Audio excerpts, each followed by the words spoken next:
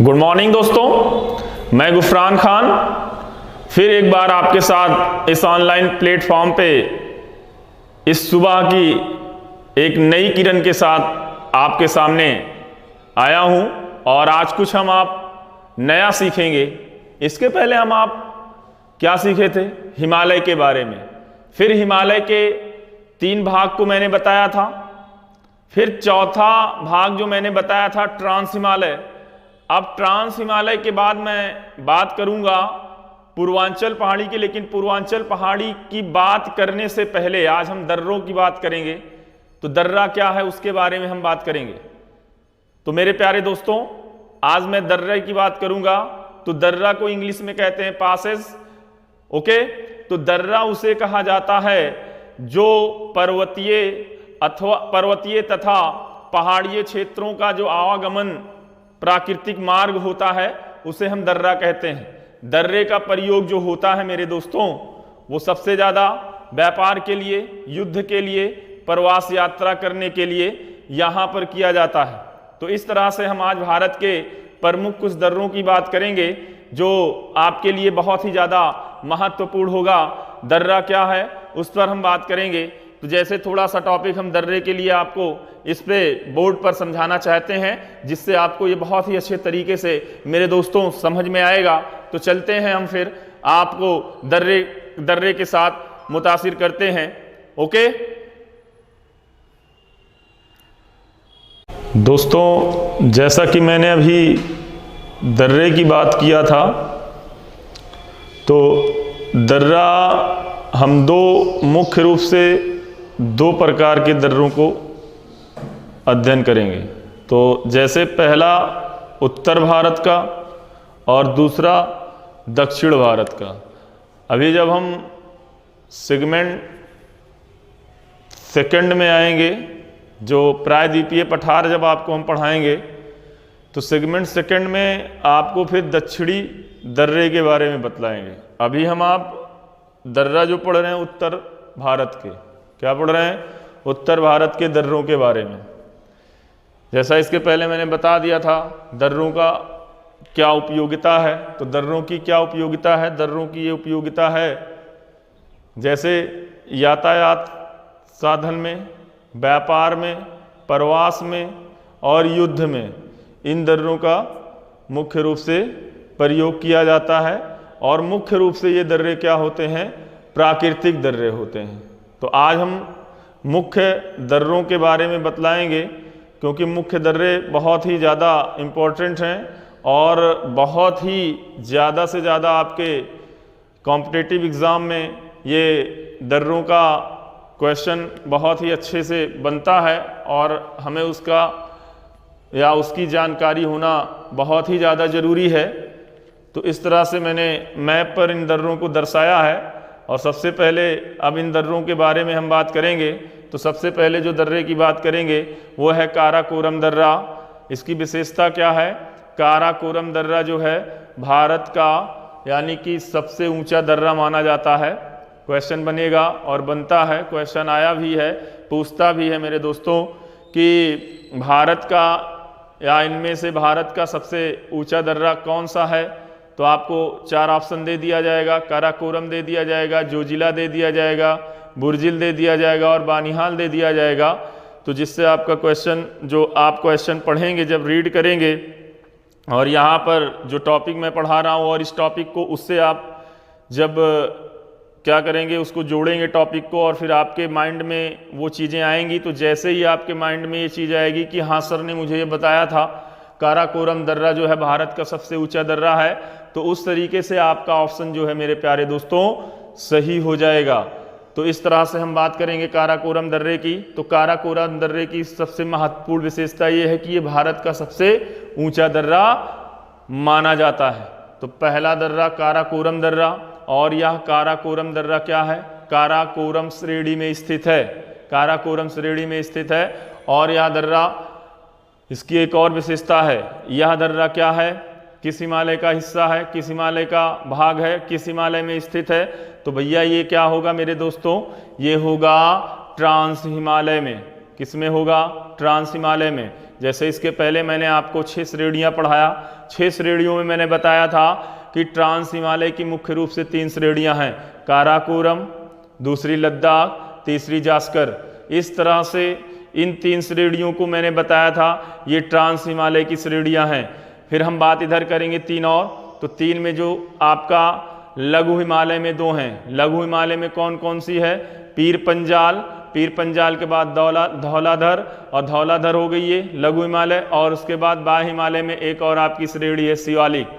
तो इस तरह से यहाँ पर हम जब काराकोरम दर्रे की बात करेंगे मेरे दोस्तों, तो काराकोरम दर्रे में जो बात होगी, तो काराकोरम दर्रा किस हिमालय का हिस्सा है या किस हिमालय में स्थित है, पूछ लेगा कि इनमें से काराकोरम दर्रा किस हिमालय में स्थित है, तो ट्रांस हिमालय में स्थित है। तो इस तरह से इसकी विशेषता हमने बतला दी। पहला आपका काराकोरम दर्रा, जो भारत का सबसे ऊंचा दर्रा माना जाता है। अब चलते हैं सेकंड पर। सेकंड में हम जब बात करेंगे मेरे प्यारे दोस्तों, तो सबसे पहले क्या होगा सेकंड में? बुर्जिल दर्रा। बुर्जिल दर्रा कहाँ है? ये भी कहाँ है? जम्मू कश्मीर में है। इसकी विशेषता जब हम बतलाएंगे तो बुर्जिल दर्रा भी कहाँ है मेरे दोस्तों? जम्मू कश्मीर में। ये सारे जितने हैं जम्मू कश्मीर में हैं। ये भी आपका क्या है? जम्मू कश्मीर में है। अब जैसे कि विभाजनीकरण हो गया, कैसे विभाजनीकरण हो गया? केंद्र शासित प्रदेश में, तो ये इतना क्या हो गया? जम्मू कश्मीर। इतना ये क्या हो गया? लद्दाख। तो वर्तमान में हम जब बात करेंगे तो इसके विभाजनीकरण के कारण करेंगे बात, और जब हम वर्तमान से हटकर बात करेंगे तो क्या होगा? ये इकट्ठा रहेगा। तो इस तरह से हम बात करेंगे। तो काराकोरम दर्रा जो है हो गया। हम अब बात कर रहे हैं बुर्जिल दर्रा।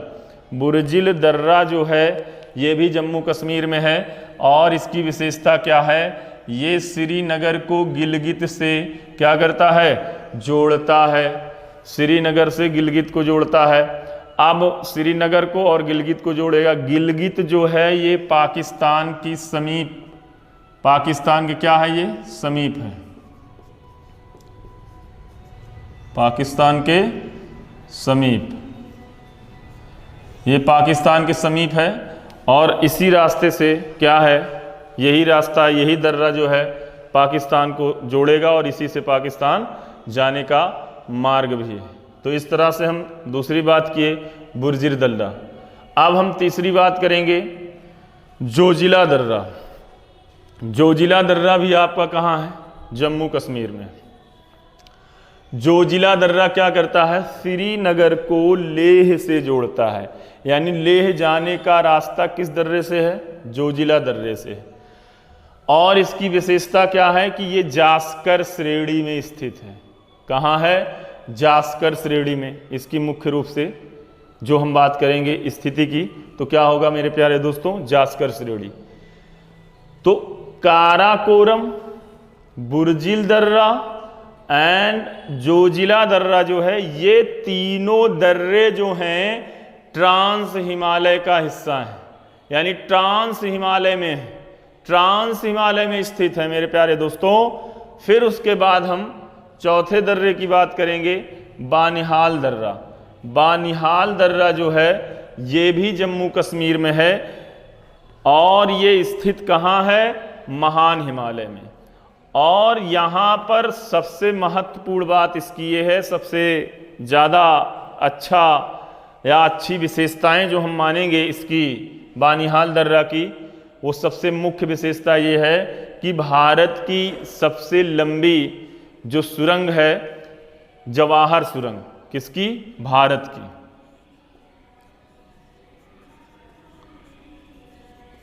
भारत की सबसे लंबी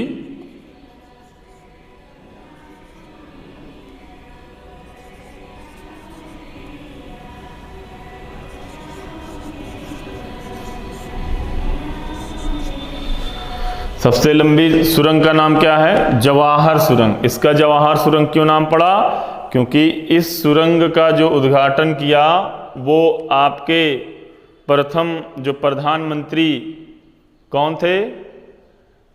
पंडित जवाहरलाल नेहरू जी के द्वारा इसका क्या किया गया था? उद्घाटन किया गया था। इसी कारण उन्हीं के नाम पर इसका नामकरण किया गया।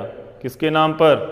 पंडित जवाहरलाल नेहरू के नाम पर इसका नामकरण किया गया और इसका नाम पड़ा जवाहर सुरंग।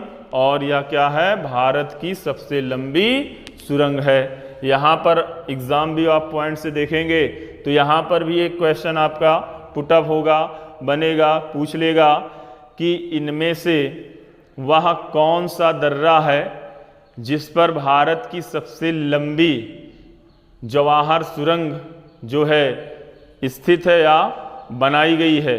तो ऑप्शन दे देगा आपका, तो बानिहाल दर्रा। क्या होगा? बानिहाल दर्रा। और बानिहाल दर्रा किसका भाग है, किसका हिस्सा है, कहाँ स्थित है? महान हिमालय में। और काराकोरम, बुर्जिल, जोजिला दर्रा, ये तीनों किसके हिस्से हैं, यानी कहाँ पर स्थित है? ये ट्रांस हिमालय के। कहाँ पर हैं? ट्रांस हिमालय के। जैसा कि हम आपको दर्रे के बारे में बता रहे थे, तो दर्रे की कुछ ट्रिक लेकर आया हूं मैं आपके साथ और आपके सामने। ये ट्रिक आपके लिए बहुत ही ज़्यादा महत्वपूर्ण है, एग्जाम भी ऑफ पॉइंट से। ट्रिक क्या है? जम्मू कश्मीर के प्रमुख दर्रे की। ट्रिक क्या है? जम्मू कश्मीर के प्रमुख दर्रे की। बुका पीर बनी जम्मू कश्मीर में। जम्मू कश्मीर का मतलब कि ये जितने भी हैं वो जम्मू कश्मीर में स्थित दर्रे हैं। इससे पहले कुछ और मैं आपको काराकोरम दर्रे की विशेषता बतलाना चाहूँगा। तो काराकोरम दर्रा जो भारत का सबसे ऊंचा दर्रा है, उसकी कुल ऊंचाई 5624 मीटर है। और देखा जाए तो मुख्य रूप से इसकी स्थिति लद्दाख में। और फिर हम बुर्जिल दर्रे की बात करेंगे तो बुर्जिल दर्रा जो है ये श्रीनगर को गिलगित से जोड़ता है, विशेषता पहले बतला चुका हूँ। दूसरी विशेषता इसकी क्या है? भारत को मध्य एशिया से भी जोड़ता है। क्या करता है? भारत को मध्य एशिया से भी ये दर्रा क्या करता है? जोड़ता है। चलिए दोस्तों, हम ट्रिक पे आते हैं। बुका पीर बनी जम्मू कश्मीर में, तो यहाँ पर ये आपके कुछ वाक्य दिए गए हैं और इन वाक्यों के अलग अलग अक्षरों को हम अलग अलग दर्रों के नाम से प्रस्तुत करेंगे, जो आप इस पर ध्यान देने की पूरी कोशिश करें और आपको शायद ये ट्रिक बहुत ही अच्छी लगे। मेरे हिसाब से मैंने सोचा कि आपको आज इसी के साथ साथ एक ट्रिक भी दे दी जाए, जिससे आपके लिए क्या होगा? बहुत ही ज़्यादा महत्व होगा और आप इस महत्व को अपने माइंड में सेटअप कर लेंगे। चलिए, बू से हम कहेंगे तो बू का मतलब क्या होगा मेरे दोस्तों? बू का मतलब हो जाएगा बुर्जिल दर्रा।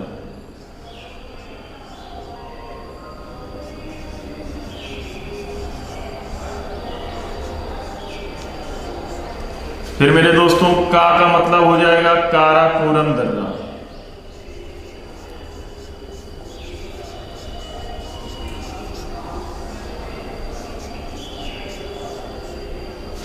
फिर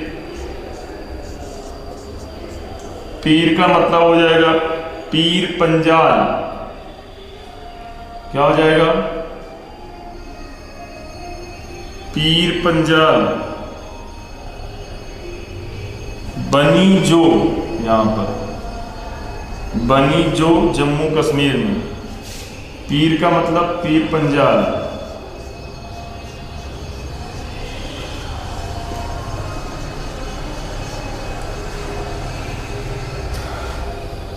बनी का मतलब बानिहाल।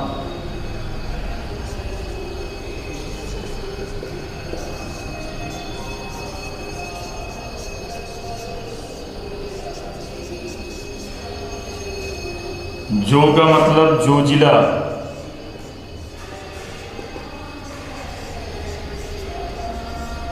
जोजिला।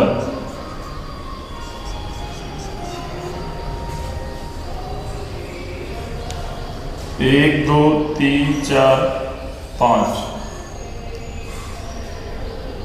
तो इस तरह से बुका पीर बनी जो जम्मू कश्मीर में।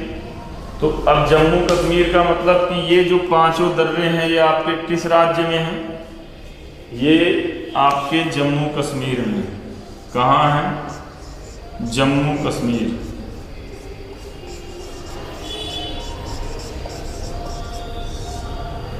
कहाँ है मेरे दोस्तों? जम्मू कश्मीर में। ये जम्मू कश्मीर में है। तो बुका पीर बनी जो जम्मू कश्मीर में, एक बुका पीर मान लेते हैं, कोई फिल्म मान लेते हैं, मूवी वगैरह तो आप लोग बहुत देखते हैं। तो अपने तरफ से ये जीएस ने आपके लिए मैंने एक मूवी का नाम रख दिया, बुका पीर। याद हो जाएगा बुका पीर क्या है। तो इस वजह से बुका पीर बनी जो जम्मू कश्मीर में। देखिए, जितना आप जीएस को इंटरेस्ट बना के पढ़ेंगे उतने ही ज़्यादा आपको मजा आएगी मेरे प्यारे दोस्तों। तो मैं कहना ही चाहता हूं कि लाऊंगा मैं ट्रिक की क्लासें, और बहुत अच्छी क्लास होगी ट्रिक के लिए। इसलिए मैं साथ में इन चीज़ों को बतलाते चल रहा हूं, ताकि जब मैं ट्रिक बतलाऊं तो वहां पर आपका और ही अच्छे तरीके से माइंड में क्या हो जाए, सेटअप हो जाए कि नहीं। सर ने जब दर्रे पढ़ा रहे थे तो दर्रों में उन्होंने बताया था कि हाँ ये सारी चीज़ें, उन्होंने फिर ट्रिक बताई थी, तो वो फिर आपका क्या हो जाएगा, रिवाइज हो जाएगा। तो इस तरह से मेरे प्यारे दोस्तों मैं आपके लिए ये ट्रिक लेकर आया हूं, जो आपके एग्जाम में बहुत ही ज़्यादा आपके लिए क्या होगा, महत्व होगा। और उस महत्व को जो आप अच्छे तरीके से अपने दिल दिमाग में रख लेंगे ना, तो आगे चल के ना पक्का सिलेक्शन हो जाएगा। ठीक है, कुछ पाने के लिए कुछ होना पड़ता है मेरे दोस्तों। तो यहाँ पर ये सारी चीज़ें आपको समझ में आ गई हों, तो आप इसको अपने नोट कॉपी में क्या करेंगे, नोट कर लेंगे। फिर हम आगे और दर्रों की बात करेंगे, अन्य प्रदेशों की, जैसे हिमाचल प्रदेश, उत्तराखंड और कुछ पूर्वांचल दर्रों की बात करेंगे। ओके, तो आप इसको क्या करेंगे, नोट कर लेंगे। दोस्तों, जैसा कि अभी हमने आपको जम्मू कश्मीर राज्य के दर्रों के बारे में बताया, अब दूसरा राज्य जस्ट उसी के दक्षिण में स्थित है, जिसका नाम हिमाचल प्रदेश है। हिमाचल प्रदेश में मुख्य 3 दर्रे हैं। पहला है बाड़ा लाचला दर्रा, जो हिमाचल प्रदेश में स्थित है। कहाँ पर स्थित है, हिमाचल प्रदेश में। और ये हिमाचल का एक ज़िला मंडी है, वो मंडी ज़िले को लेह से जोड़ता है, जो लद्दाख में। यानी लेह जाने का रास्ता जो हिमाचल प्रदेश से है, वो हम बड़ा लाचला दर्रा के मार्ग से ही हम कहाँ जा सकते हैं, या जाएंगे, लेह जाएंगे। इसकी ये विशेषता हो गई। दूसरी विशेषता है, दूसरा है आपका रोहतांग दर्रा। रोहतांग दर्रा बहुत ही ज़्यादा इम्पोर्टेंट है, क्योंकि रोहतांग के समीप से आपकी रावी नदी जो है निकलती है। यानी उद्गमन जो स्थल होता है वो रोहतांग दर्रे के समीप होता है। जब अभी हम आपको भारत का अपवाह तंत्र पढ़ाएंगे तो उस अपवाह तंत्र में ये सारी चीज़ें आपको मिलेंगी। तो रोहतांग दर्रे की जब हम बात करेंगे तो रोहतांग दर्रे के समीप से कौन सी नदी का उद्गम स्थल है, वो है रावी नदी। फिर रोहतांग दर्रे की बात हो गई। उसके बाद हम बात करेंगे सिपकीला दर्रा।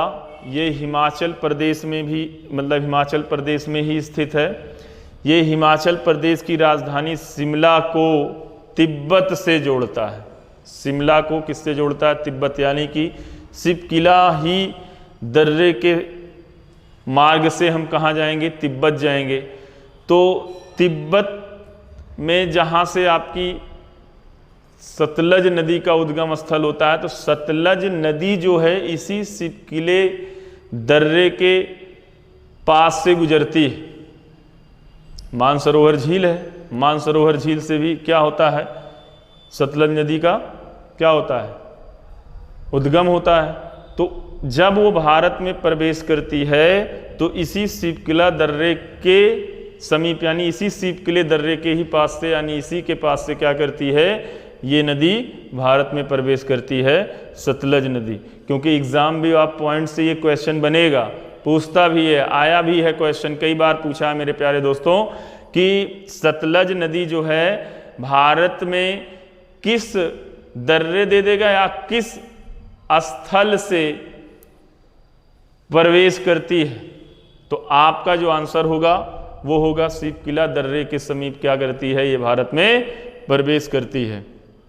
तो इस तरह से मुख्य रूप से 3 दर्रों की बात हमने किया हिमाचल प्रदेश की, और उसी हिमाचल प्रदेश के दर्रों की आपकी एक मैंने ट्रिक तैयार की है। जैसे जम्मू कश्मीर के लिए तैयार किया था, वैसे ही मैं ये ट्रिक आपके लिए जो है हिमाचल प्रदेश के दर्रों की ट्रिक मैंने तैयार किया है। उस ट्रिक का नाम क्या है, सिरोब हिमाचल में है। सिरोब कोई एक काल्पनिक नाम ले लेते हैं हम, आप काल्पनिक नाम ले लेंगे। सिरोब किसी का सिरोब है, सिरोब हिमाचल में है, यानी सिरोब कोई काल्पनिक नाम है। और वो क्या क्या करने गया है, टूर पे गया है।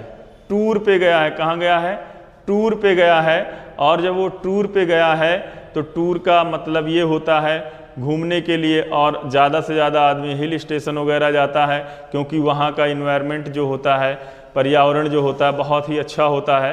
तो इस वजह से एक काल्पनिक नाम ले लेते हैं हम, सिरोब हिमाचल में है। तो ये आपके माइंड में रहेगा भी कि सिरोब किसी का नाम है और वो हिमाचल क्या करने गया है, घूमने गया है, पिकनिक पे गया है, कुछ भी XYZ।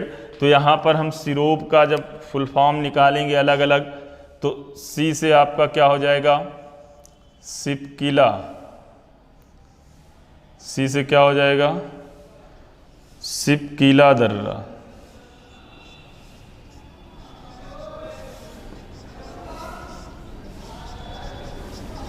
शिव किला दर्रा। रो से आपका क्या हो जाएगा, रोहतांग दर्रा।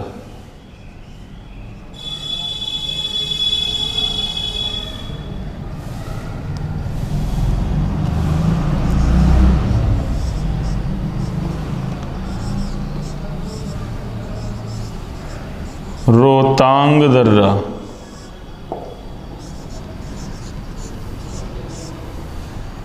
बा से आपका क्या हो जाएगा,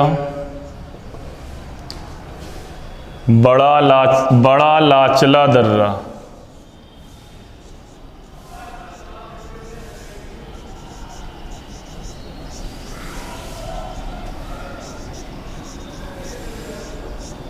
बड़ा लाचला दर्रा। तो इस तरह से ये 3 थे,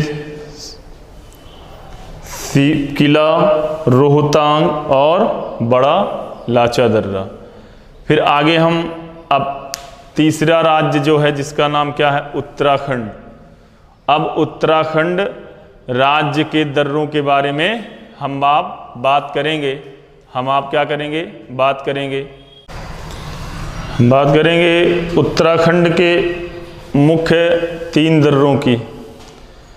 पहला है लिपू लेख दर्रा, जो कि कहाँ है, उत्तराखंड में। कहाँ पर है, उत्तराखंड में।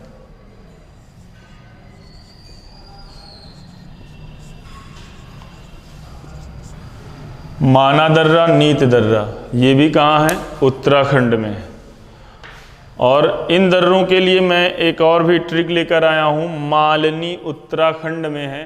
मालनी उत्तराखंड में है का मतलब क्या हुआ मेरे प्यारे दोस्तों, कि कोई ये भी काल्पनिक नाम है, ये भी कोई हिल स्टेशन पे क्या गया है, घूमने के लिए गया है या गई है, ठीक है। तो माँ से क्या हो गया आपका, माना दर्रा। और उसके बाद ली से क्या हुआ, लिपू लेख दर्रा।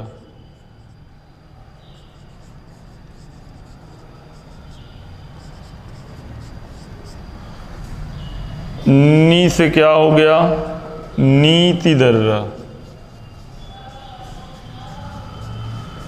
इस तरह से इन 3 दर्रों का ट्रिक आपके सामने तैयार हुआ। और ये तीनों दर्रा कहाँ पर हैं, ये तीनों दर्रा उत्तराखंड में स्थित है। फिर आगे हम बात करेंगे कुछ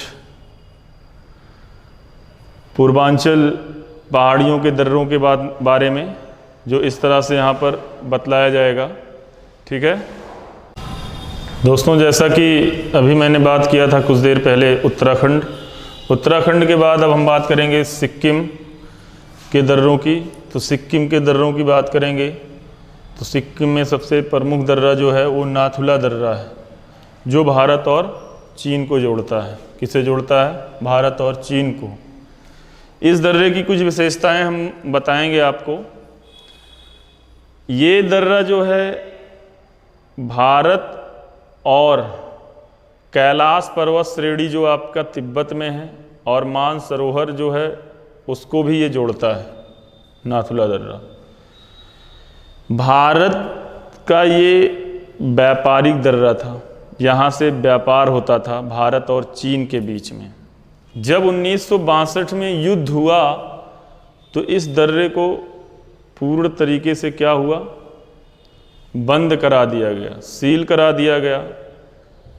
अभी हाल ही में भारत के प्रधानमंत्री श्री नरेंद्र मोदी जी यहाँ की यात्रा किए चीन की, तो इस दर्रे के बारे में उन्होंने चर्चा किया। तो इस दर्रे को फिर से खोल दिया गया है सिर्फ मानसरोवर यात्रा के लिए।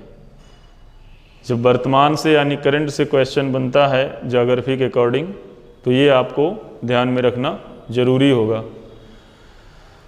फिर बात करेंगे दूसरा इसी का दर्रा है जिसका नाम है जेलेपला दर्रा। जेलेपला दर्रा जो सिक्किम में है, ये क्या करता है?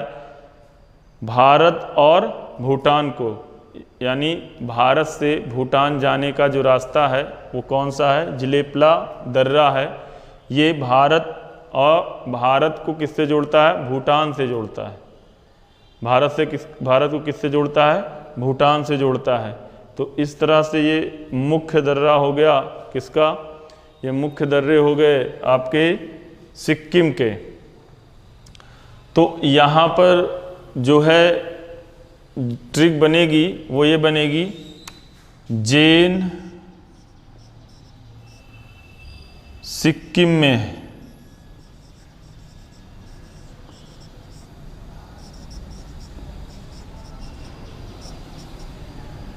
जैन सिक्किम में है, तो जे से क्या हो जाएगा? जेलेपला दर्रा।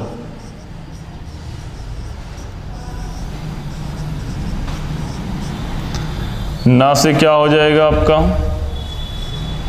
नाथुला दर्रा।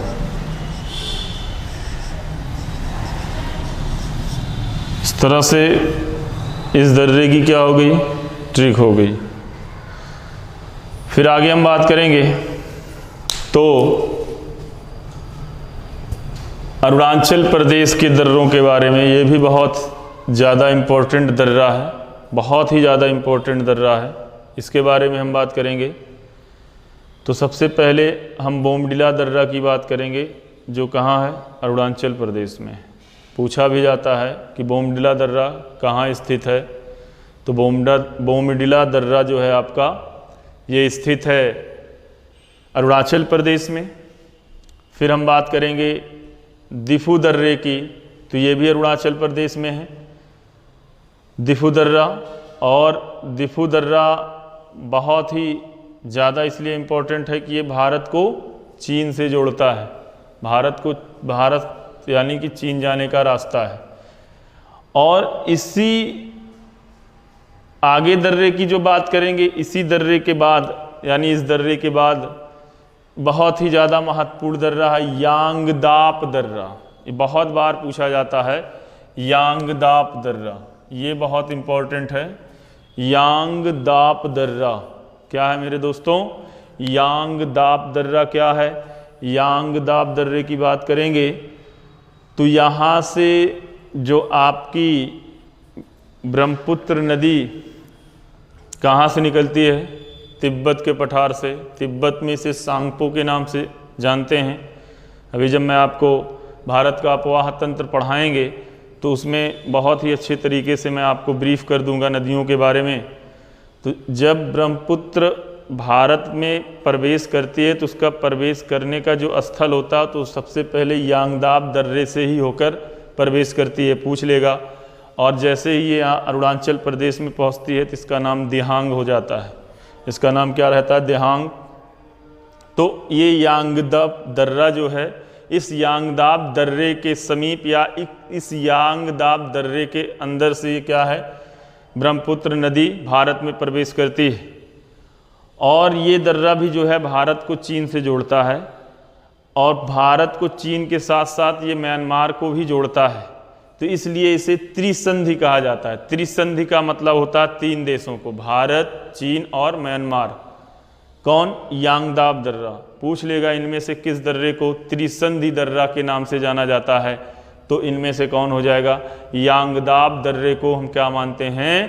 त्रिसंधि दर्रे के नाम से इसे जाना जाता है।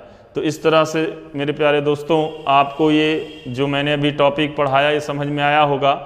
तो समझ में आ गया हो तो इसको आप क्या है, नोट कर लें, और नोट करने के बाद फिर मैं अरुणाचल प्रदेश के दर्रों की भी ट्रिक बता दूं, उसको भी आप नोट कर लेंगे। ओके।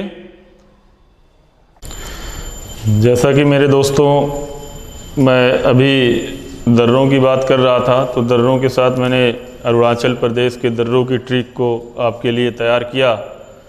और यह ट्रिक जो है यादिबो अरुणाचल प्रदेश में है। ये भी किसी काल्पनिक व्यक्ति का नाम ले लिए हैं। या से यांगदपो दर्रा, दी से दिफु दर्रा, और बो से बोमडिला दर्रा। यांगदपो दर्रा, दी से दिफु दर्रा, बो से बोमडिला दर्रा। और एक मैंने और दर्रा बताने के लिए आपको भूल गए थे, वो दर्रा जो है उस दर्रे का नाम है तुजू दर्रा, जो कहाँ पर है? अरुणाचल प्रदेश, सॉरी मणिपुर में है। कहाँ पर है? मणिपुर में है। तुजू दर्रा मणिपुर में है। और ये मणिपुर जो है किसको जोड़ता है? म्यांमार को। यानी ये तुजू दर्रा म्यांमार भारत को जोड़ता है। तो इसके बाद हम अब आगे बात करेंगे। आगे जो बात आपकी होगी मेरे प्यारे दोस्तों, ये कुछ आपके इसी हिमालय पर्वत का लास्ट टॉपिक है।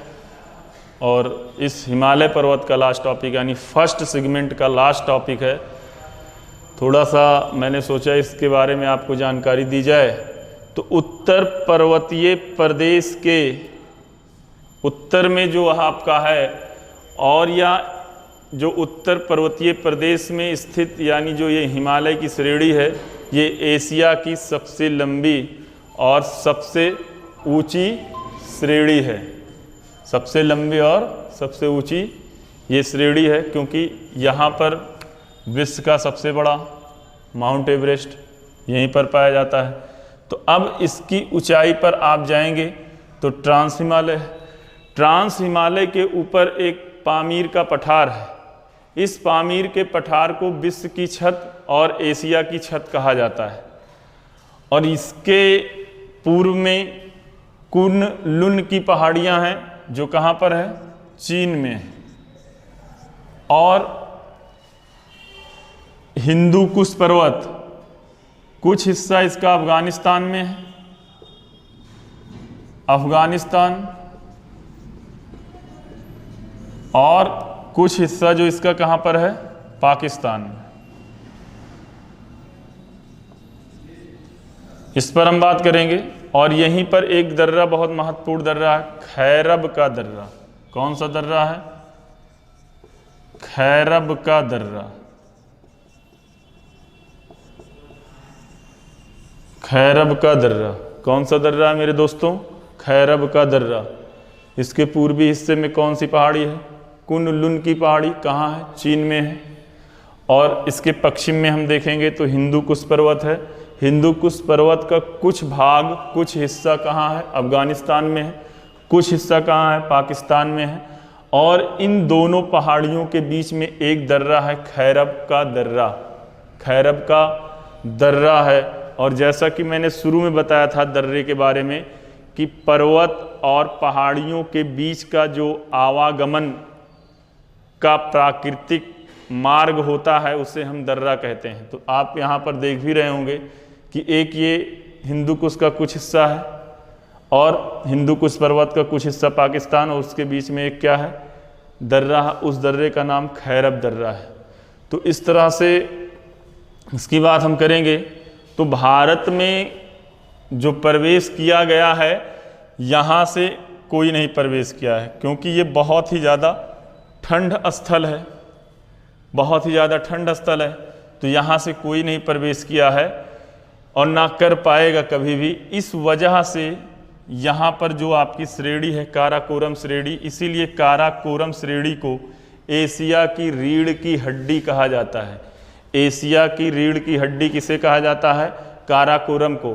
क्योंकि एग्ज़ाम भी आप पॉइंट से क्वेश्चन पूछा जाएगा तो पूछेगा इसमें से एशिया की रीढ़ की हड्डी किसे कहा जाता है, तो एशिया की रीढ़ की हड्डी काराकोरम को कहा जाता है। किसे कहा जाता है?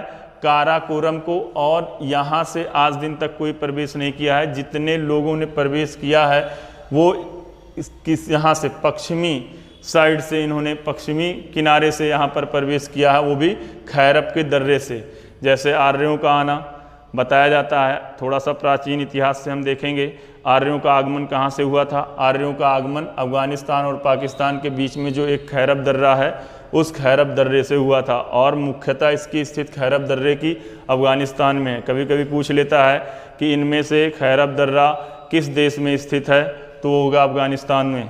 तो यहाँ से एग्ज़ाम भी आप पॉइंट से देखेंगे, प्राचीन इतिहास के अनुसार हम देखेंगे, यहाँ से जितने भी आपके इतिहास में आप सिर्फ यूरोपियनों को छोड़कर यानी अंग्रेज़ों को छोड़कर, क्योंकि वो लोग कहाँ से आए थे? समुद्री मार्ग से आए थे। प्राचीन इतिहास की बात करेंगे, मुग़ल की बात करेंगे, फिर उसके बाद तुर्कों की बात करेंगे, मोहम्मद बिन कासिम की बात करेंगे, यानी अरबों की बात करेंगे, तो सब के सब इसी खैरब दर्रे से कहाँ प्रवेश किए? भारत में प्रवेश किए। और जब हम यूरोपियों की बात करेंगे तो यूरोपीय लोग कहाँ से किए? वो लोग आपके जलीय मार्ग से भारत में प्रवेश किए। तो इस तरह से ये उत्तर पर्वतीय प्रदेश का कुछ अवशेष बचा हुआ था, तो मैंने सोचा कि ये भी आपके लिए कंप्लीट कर दिया जाए।